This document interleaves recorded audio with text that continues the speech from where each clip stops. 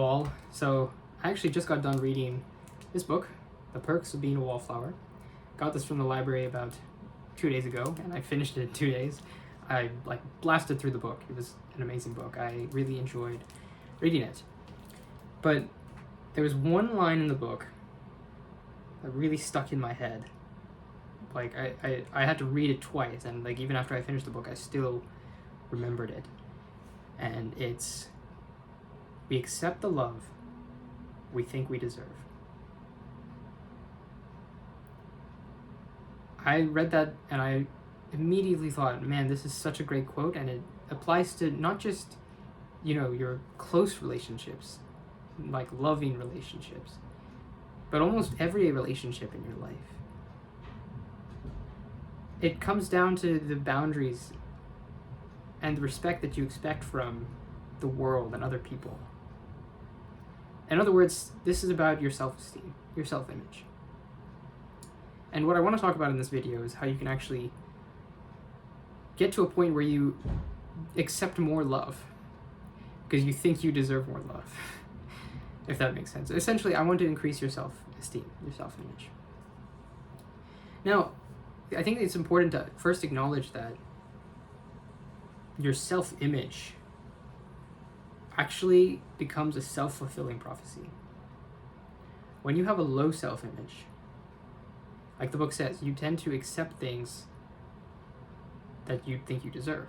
So you think you deserve less things. You may not be conscious. You may subconsciously think, oh, I don't really deserve to be respected in this way. But you accept it. So you have low self-esteem, you go out, and people might be rude to you. People might come late to the appointments they set with you. People might go past some boundary to you. And you don't really stand up for yourself because you think, oh, that's just the way the world is, and I don't really deserve better. So you accept it. Of course, if you don't tell people how to behave with you, they're just going to keep doing what they're going to do. So now you just accumulate evidence confirming that your low self-esteem is actually true. It's valid. Now, the opposite is also true for positive self-esteem. You have positive self-esteem. You enforce your boundaries. People who are rude, you say, hey, that's not respectful. I don't do that. If people are late, you say, hey, make sure you show up on time next time. And you establish boundaries, and you tell people, hey, this is not acceptable. I expect better. And you're willing to walk away from relationships or escalate if needed to people who, when things aren't being done to the thing, what do you think you deserve? And when you do that, people adjust their behavior or exit your life, and then you accrue evidence that says, hey, people are treating you very nicely. So obviously, you deserve it. Obviously, this is who you are. And so what we want to do is get out of that negative loop as fast as possible and get onto the positive loop. And there's three main ways or 3 steps, I should say, that I would take to actually accomplish that. And the first is actually identifying where it is in your life that you are settling. And this is stuff like, oh, do you accept people being late to appointments?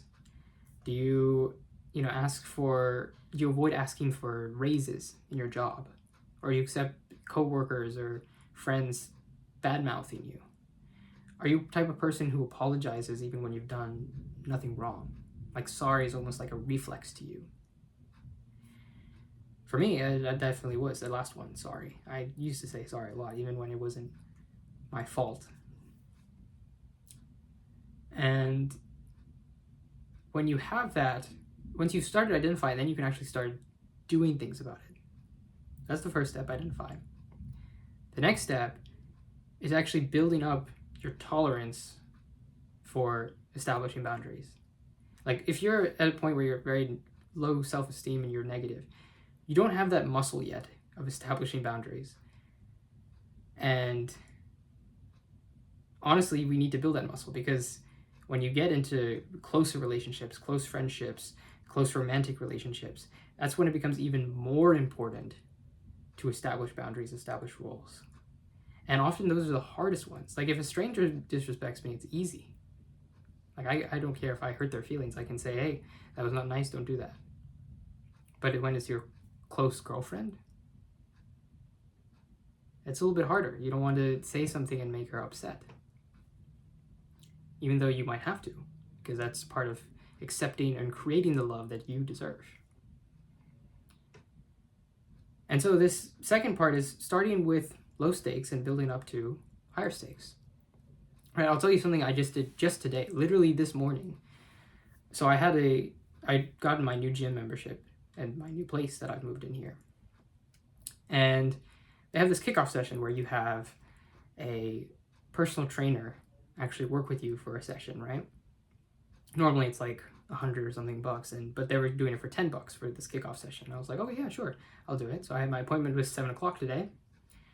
I go in, 7 o'clock, the trainer's not there. So I was like, okay, I'll wait for a little bit. So I sat, 10 minutes pass, it's 7:10. Trainer's still not there. So what do you think I did? Well, I went to the receptionist and I said, hey, I want to reschedule this. Can you help me do that? And sure enough, we did. We rescheduled it. And oftentimes what you'll find is, just like in this example, when you actually exert your influence, you exert your will and say, hey, this is not nice, this is not acceptable. You find that people are just like, okay, I'll do it. Like, oh, she didn't say, oh, you need to wait or anything like that. No, she said, okay, there, I'll reschedule for you. And we did it. There was no drama, no confrontation, no nothing. It was that simple. So you start building the muscle and you realize that nothing really major is going to happen when you exert your boundaries. And then it's like, okay, nothing bad's happening, which means that it's okay to ask for these things. Because you deserve it. You deserve to be treated like a human being. And then lastly, the third one is, I got this from kind of like David Goggins, where you build your cookie jar. So build wins that reaffirm that positive belief in yourself. Now, David Goggins, if you've never read his book, Can't Hurt Me, highly recommend. But there's an example he talks about is building his cookie jar where you stack it with wins that you've had in the past.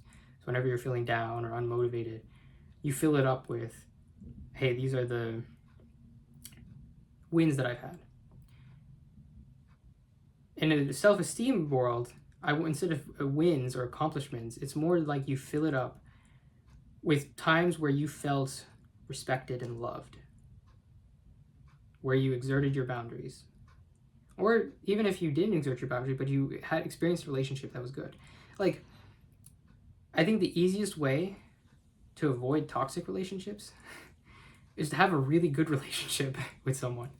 So like, if you have a really healthy, good relationship with someone, and then, it doesn't work out or whatever, then that becomes the new standard. Like, my last relationship was very good, right? It was very healthy. There's no toxicity in there. And so now, any relationship I pursue afterwards, it has to be at least that good. I'm not going to allow anything to be worse than that.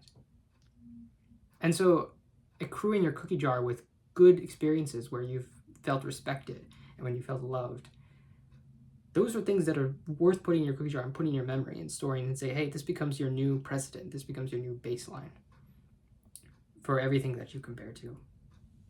That helps you move forward in life.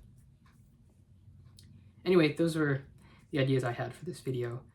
If you haven't read The Perks of Being a Wallflower, highly recommend. It's a great book. All right, that's it for this video. Take care.